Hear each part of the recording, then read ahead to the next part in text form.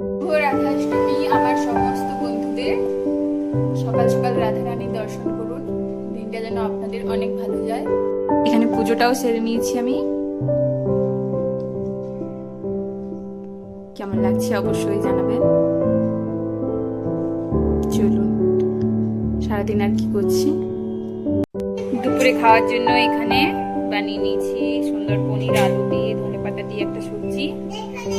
আমি ড্রাগন খেতে চাই, এই ড্রাগন খেতে চাই, এই জন্য ড্রাগন নিয়ে ঘুরছে। এবার কেটে দিতে হবে এটা।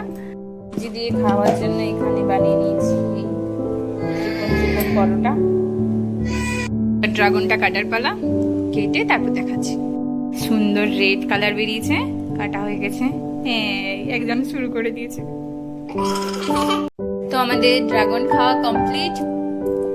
নন্দিনী এখানে পেয়ারা খাচ্ছে। আমরা এখন হ্যাঁ, এখন আমরা এই ফলটা কাটবো। এটা আমি প্রথমই খাবো, কেমন টেস্ট হয় জানি না।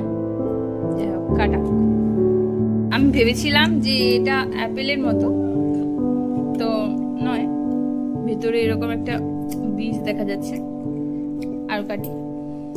আচ্ছা, এমনি কাটা হয়ে গেছে, এবার টেস্টের পালা। টেস্ট করা যাক।